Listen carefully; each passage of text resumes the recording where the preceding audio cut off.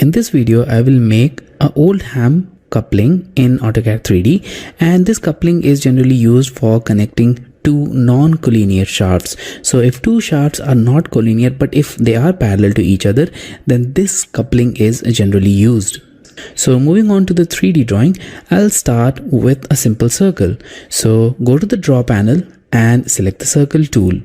Now click anywhere in the drawing area to start the circle and now enter the radius. So I'll type 10 as the radius and now press enter. Now press enter again to repeat the command, select the same center and now make another circle with radius of 35 units and now press enter again. Okay, so now I'll move to the 3D plane. For that, I'll click on this home icon, close to this view cube and now go to the press pull tool on the modeling panel. Now click in between these two concentric circles and enter a height of 36 unit and press enter. Now press escape and I'll change the visual style to see this more clearly. So I'll go to view panel, click on the drop down and now select shades of gray. So this will make it quite visible. Now I'll go to this top view once again and let's zoom out and let's make a rectangle. So I'll go to rectangle. Now click anywhere outside this 3D geometry and now make a rectangle. So I'll type at on the command line and now enter the length of this rectangle, which is 16 in this case, comma a width. So in this case, I'll use a width or a height of 80 units and now press enter. So here we have it. Now I'll click on this and I'll move it exactly on this 3D geometry. For that, I'll select the move tool and now click on the geometric center. So I'll track this point, then I'll track this midpoint and I'll click at this point now and I'll move it on the center of this geometry here. Now let's orbit this drawing a little bit to see it clearly. Okay, so we have it here on the lower side. So I'll click on it and I'll move it upwards. So select the move tool, click on a point and move it upwards. So make sure this green tracking vector is visible, and when the green tracking vector is visible, enter a height of 36 units and press enter. Now once again go to the press pull tool and select this area which is within this rectangle and the rest of the geometry. Now once again enter a height of 10 unit and press enter. Now repeat the process for this second part as well and once again enter 10 and press enter. Now press enter to exit the press pull tool. Now I'll select the circle tool and now click on this topmost center of the circle. Now make another circle with radius of 20 unit and press enter. Now go to the extrude tool, select the circle which you have made and press enter. Now in this case the circle will be made in the upward direction, but we want it in the downward direction. So type -10 and press enter. So here we have it. Now we'll subtract this circle from rest of the geometry. And for that I'll go to this subtract tool. Now select this main geometry and press enter. Now select this part and press enter again and here we have it, the subtracted geometry as per our requirement. Now we'll make another rectangle. So for that I'll go to the rectangle tool, click anywhere in the drawing area and now type add on the command line. Now make it with a length of 70 units and a height of 80 unit and press enter. So here we have it. Now click on this home icon and select the extrude tool. Now select this rectangle, press enter and enter a height of 1.6 unit and press enter. Now we have this drawing in perspective view which we don't want, so I'll change it to parallel by right clicking on the view cube and now we'll move it upwards. So I'll click on this front view and you'll see that this is currently on the bottom side of this, but we want it on the upward side. So we'll move it a little bit upward. For that I'll select the move tool and select this rectangle, press enter, click on any point and now I'll move it upwards, but we are not able to do that in this view. So I'll change the view by clicking on this home icon once again. And now when the green tracking vector for z-axis appears, enter the length which is 26 and press enter. Now once again click on this front view and you can see that it has now moved upwards. So I'll right click on the view cube, change it to parallel to see it more clearly. Now we need to insert it inside this drawing. So select it, click on the move tool, click on this endpoint and move it so that it completely passes this center groove, and I'll click somewhere over here. Okay, now orbit the geometry, and we need to move this one a little bit towards downward side. So I'll select it, and using this gizmo, I'll click on the green axis and I'll move it a little bit downward. Now it is completely passing this cylinder. Now we can subtract the geometry. So I'll select the subtract tool, select the main cylinder, press enter, select the rectangular shape and press enter again. And here we have it. Okay, so one of the part is now complete. Now let's move to the other side of this shape. So here we will add another groove. So I'll click on the bottom view like this, and now I'll make another rectangle. For that, I'll select the rectangle tool, click somewhere over here, and now let's type add on the command line and then enter a length of 70 unit and a width of 1.6 units and press enter. Now I'll select this completely, I'll select the move tool and I'll move it on the center. So I'll click on this midpoint and I'll move it to this center point. Now this is on the top of this geometry, as you can see quite clearly over here. Now select the press pull tool and click inside this groove. And now move it in this downward direction and click on any point which is somewhere over here. So you can click on this midpoint also, so that a groove is formed, and here we have it. The groove has been formed here. Now you can remove this rectangle, it's no longer required. So we have our groove here as per our requirement.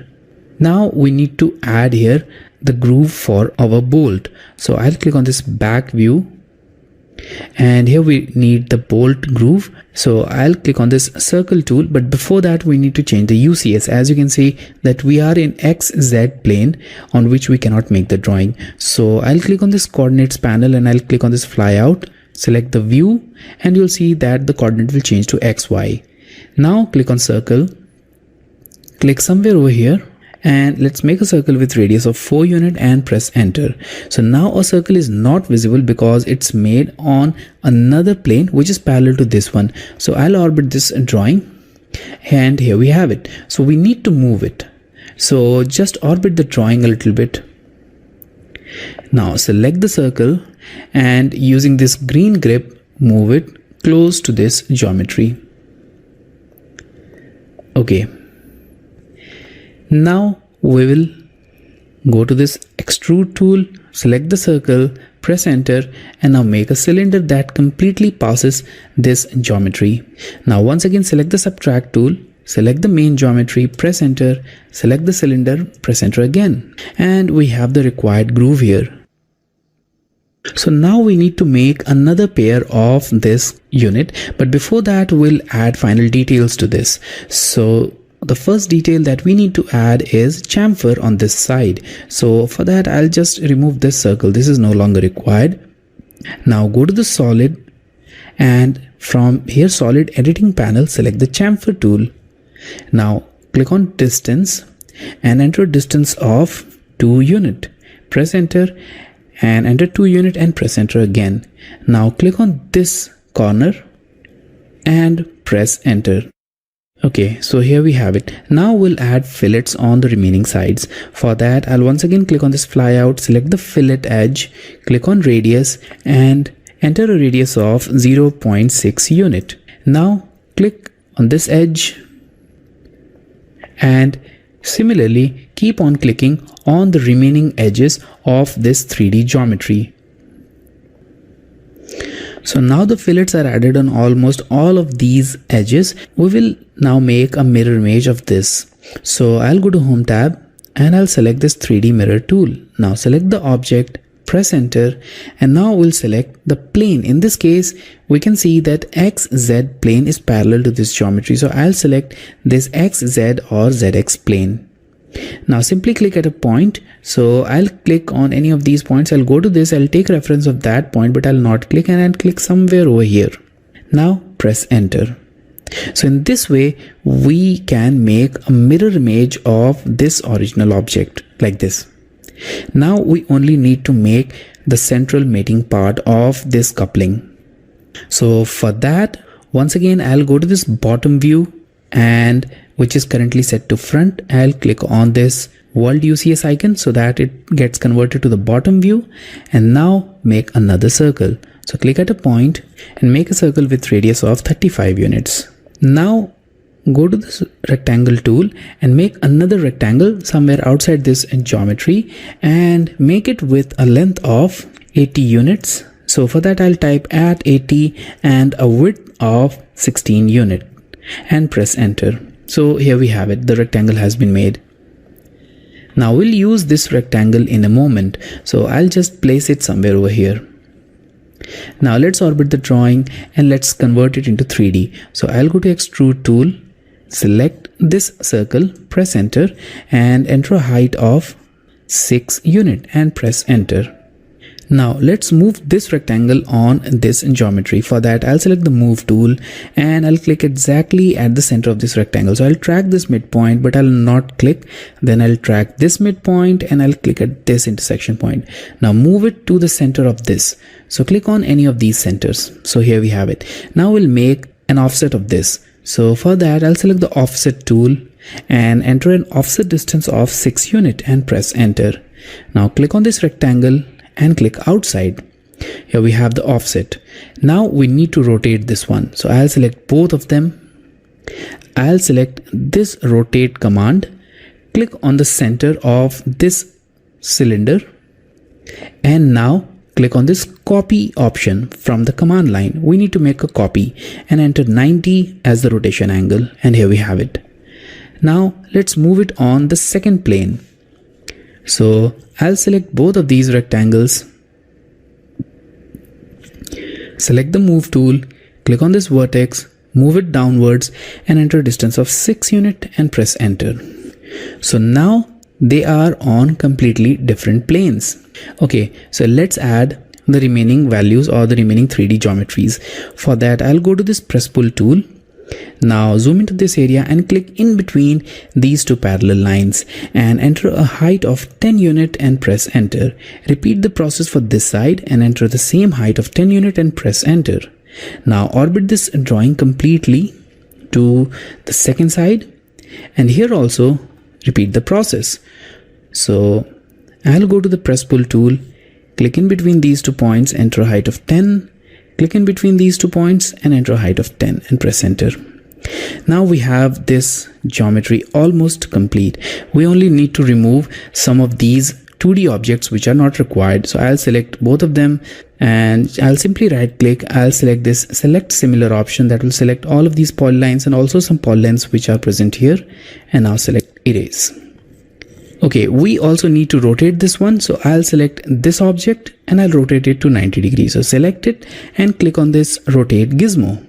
Now this rotate gizmo will appear. Click on this blue axis and type an angle of 90 degrees and press enter. So this has also been rotated. Now we simply need to move it on this geometry. So I'll select it, click on move tool, click on any of these midpoints or the center point and go to this center point, track it and click somewhere over here. And here we have it, the final Oldham coupling with all of its mating parts. So if you want, you can move it even further using these gizmos, just like this. And here it is. So we have the Oldham coupling, and also they are now mating perfectly. So this part will mate with this and this part will mate here, and a shaft will be connected here and another shaft will be connected here, and there is only one thing that remains, which is a keyway which you can make here. So if you want to add that keyway, it's quite simple. You can simply add one here. So I'll make a rectangle here. For that, let's type add a length of 20 units and a width of 4 unit and press enter. So here we have it.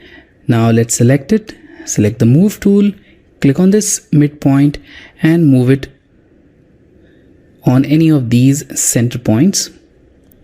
Obviously the rectangle will be lost somewhere, and here it is. So I'll select it and I'll move it upwards, just like this.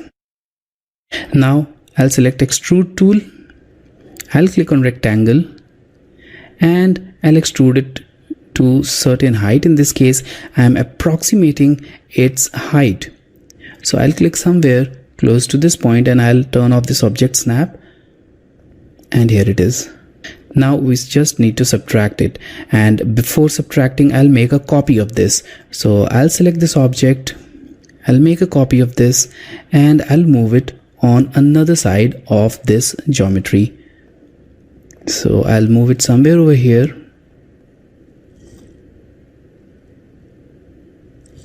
just like this. Okay, and here we have it. So it has been added here also. So now I'll select the subtract tool, I'll select this geometry, press enter, select the second part, which is this 3D solid, and press enter again, and it has been subtracted here, just like this. Similarly we can do it for this side as well. So here also select the subtract tool, select the main geometry, press enter, select the second part, press enter again. So now we have this final Oldham coupling here in AutoCAD 3D.